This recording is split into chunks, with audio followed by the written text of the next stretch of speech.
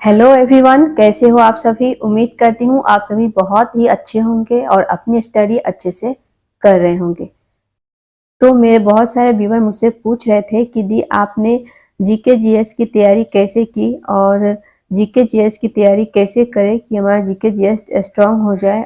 तो उन सभी के लिए आज का ये वीडियो मैं लेके आई हूँ कि हम कहाँ से जीके जीएस पढ़े और जीके जीएस के लिए क्या क्या सोर्सेस हैं और मेरे क्या क्या सोर्सेस थे। इन सारी चीज़ों पे आज मैं बात करूंगी क्योंकि आप सभी को पता ही है कि टीआरई 4.0 का वैकेंसी बहुत जल्द आने वाले हैं, जो कि अब बताया जा रहा है कि 80,000 लगभग पदों की संख्या है। और तो ये काफ़ी ज़्यादा पदों की संख्या है, तो आप लोग अभी से तैयारी जरूर करें। और क्या बैच लेना जरूरी है या सेल्फ स्टडी से हमारा सिलेक्शन हो जाएगा, तो इन सारी चीज़ों पे हम बात करेंगे फ्रेंड्स।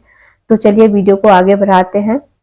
तो फ्रेंड्स, सबसे पहले हम बात करेंगे साइंस का, क्योंकि जो लोग आर्ट्स बैकग्राउंड से हैं उनको साइंस में बहुत ज़्यादा प्रॉब्लम होते हैं और मैथ में भी प्रॉब्लम होता है। तो हम सबसे पहले साइंस और मैथ की बात करेंगे। तो देखिए, मैं जो जिस तरह से तैयारी की थी साइंस का, तो उसके लिए मैं एक एनसीईआरटी का सार संग्रह बुक खरीदी थी। तो ये है एनसीईआरटी सार संग्रह बुक।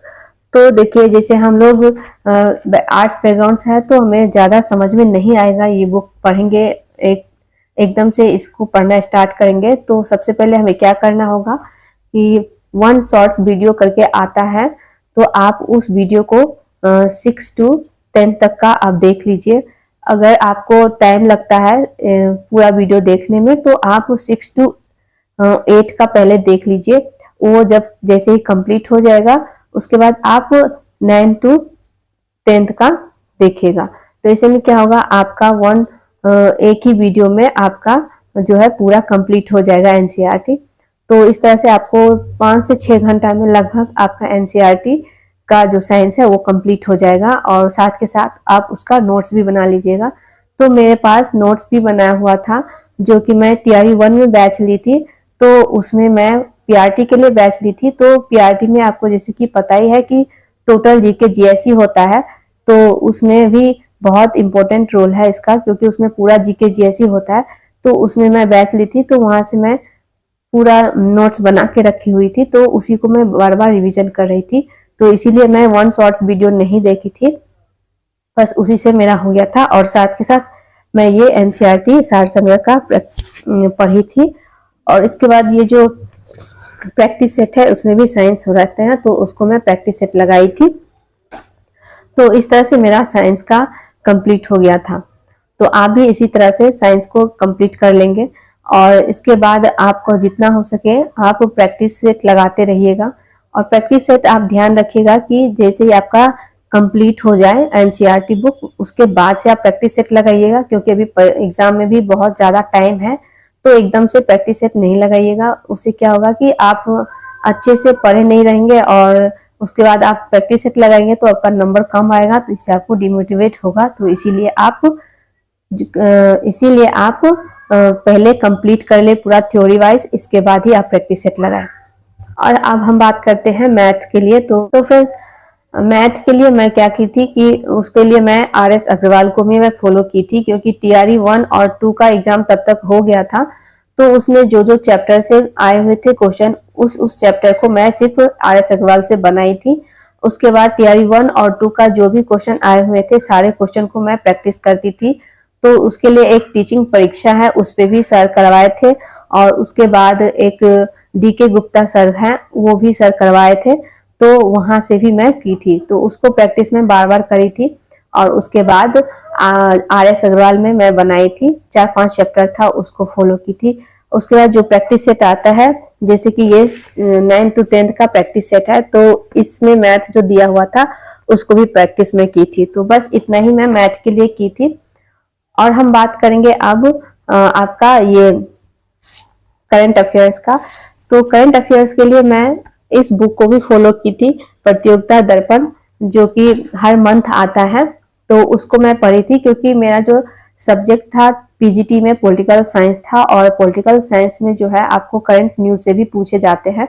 तो इसके लिए भी मैं इसको खरीदी थी, क्योंकि उसमें बहुत सारे ऐसे चीजें थे जो रिलेट करते थे पॉलिटिकल साइंस से, तो इसीलिए इंटरनेशनल रिलेशनशिप इसमें ज़्यादा आता है, तो ये सारी चीज़ें भी इसमें पूछे जाते थे, तो इसीलिए मैं इसको पढ़ती थी। और साथ के साथ करंट अफेयर्स भी इसी से मेरा तैयारी हो गया था।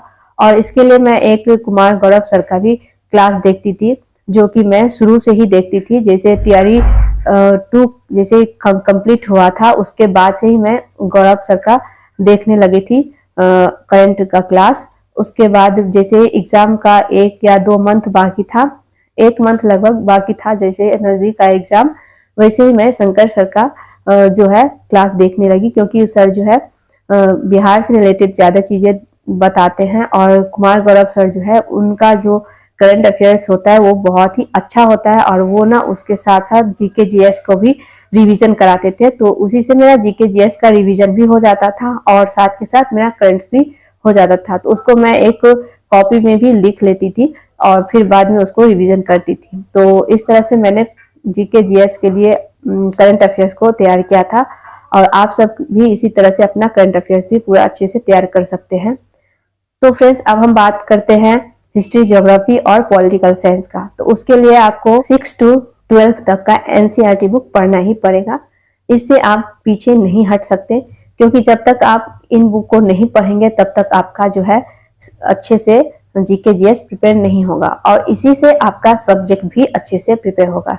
जैसे टीजीटी में मेरा हिस्ट्री और पॉलिटी था, तो हिस्ट्री और पॉलिटी के लिए आपको ये दोनों बुक तो पढ़ना ही पड़ेगा, साथ के साथ जीएस के लिए आपको ज्योग्राफी भी पढ़ना पड़ेगा। तो आपको तीनों चीज इसी से कंप्लीट हो जाएगा, जीके जीएस भी कंप्लीट हो जाएगा और आपका सब्जेक्ट भी कंप्लीट हो जाएगा।